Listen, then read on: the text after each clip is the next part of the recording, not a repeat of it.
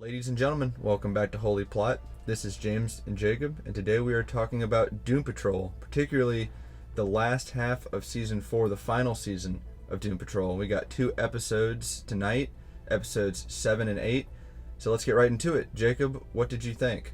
Well, first off, I am glad that we are finally here at these last episodes of the show. I know it's a little bittersweet, but I know we had a scare earlier in the year. The whole Michelle Gomez situation where it kind of sounded like this wasn't going to happen.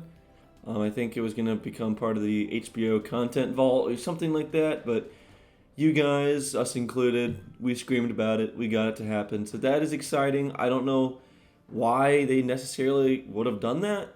But it's good because it feels like, this is one of those shows that deserves to keep going. And it somehow has. I feel like WB and DC have thankfully let this show kind of do its own thing. And, James and I were talking about how this is kind of the last of its kind. We're going to have My Adventures with Superman Season 2, but after that is the DCU era. So I'm glad that we have these last 6 episodes. I feel like it's not enough, but yeah, I enjoyed them. James, what do you think? This was just the same weird, fun Doom Patrol that we've been used to. Glad to see it back. I absolutely agree. This could kind of be the last of an era.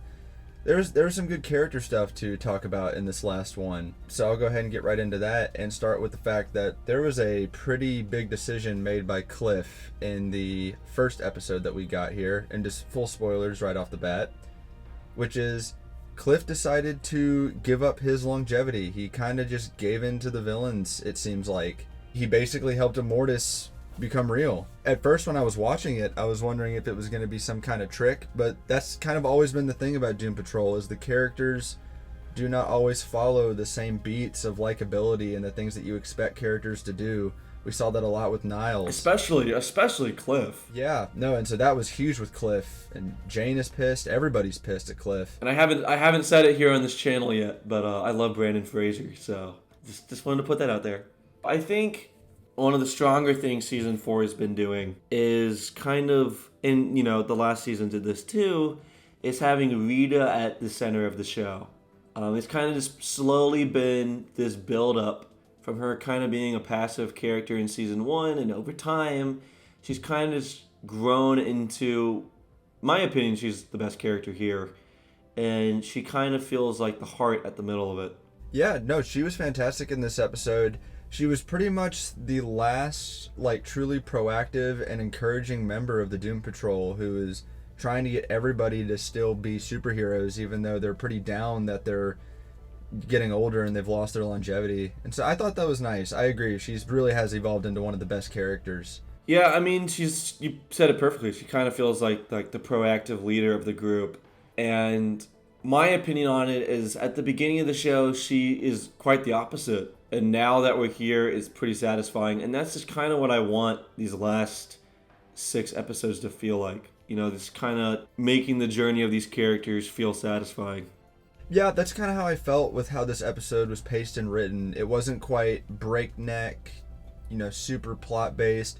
I was a bit surprised, we're getting time to do character stuff here, even in these last episodes. And I'm really glad for that. This show feels a bit more personal than, crazy, epic, CGI stuff. And I'm glad we're not losing that here at the end. Yeah, I feel like, and I there's not been a section of Doom Patrol I've disliked, but I feel like it is at its best when it is that character focus, tight, emotional, heartwarming show. And I feel like sometimes, in particular Season 2, where, it's still good, don't get me wrong, I still love it, and it's fun, but you can tell that when it starts to lean into the plot, it kind of loses that touch. And I'm glad that they know that that's what we want, and I'm glad that they know, at least that what I want. I won't speak for anybody else, but it feels like the best thing that these 6 episodes can do is punctuate who these characters are and not focus on, and I still want it to be there, but not focus on some big crazy plot like Candlemaker that was not my favorite per se. Well, we've got some good stuff with a lot of the characters here. Michelle Gomez still kicking, still in the show, and I love Michelle Gomez. Loved her in Doctor Who. She's great here. She has some good stuff with Rita. There's good stuff with the rest of the team. We got some good stuff with Larry, some good stuff with Victor. So all around, pretty happy with how they're handling the characters here towards the end. Which, speaking of being a bit more character focused and personal instead of crazy plot stuff, we get kind of the reveal about Immortus at the end of the 7th episode throughout the 8th, which is Immortus appears to be Isabel Feathers, who fell through the time hole when Madame Rouge first showed up. And that, I mean, I did not expect that. And it was played to be a bit funny. You know, it's like, oh, are you kidding me? It's her. But at the same time, they did something that was pretty creepy where basically she keeps having these moments where she slips into this God consciousness, darkness type thing with like a deep, thunderous voice. Then she'd just rewind and nobody would remember except for Michelle Gomez, who would have a little bit of a deja vu thing going on, and she was the one who was piecing it together. But it's kind of creepy. That's what Doom Patrol does best. I forget the name of the dude, but... And I know I was just dogging on season 2, so I'll give it a moment of a compliment, where there's the episode with the clock guy, and he's like on roller skates, and there's like a disco ball, but at the same time you think about it for like 5 seconds, and you're like, wow, that is actually kind of a little disturbing. And this episode reminded me of that, where it's this kind of goofy premise, but then as they kind of peel it back, it leans into that disturbing side of the wackiness of this show. Yeah, leaning into the absolute weirdest stuff that DC has to the point where it almost doesn't feel like DC. Definitely one of the show's great strengths. I'm glad to still see them do crazy stuff like that here towards the end. Yeah, hold on to these last episodes because, dude, there's nothing that they're ever going to make. Marvel, DC, Invincible, The Boys, that's going to be quite as weird as this. I don't think so. Especially with the budget it has. Yeah, there's no way. There's just no way.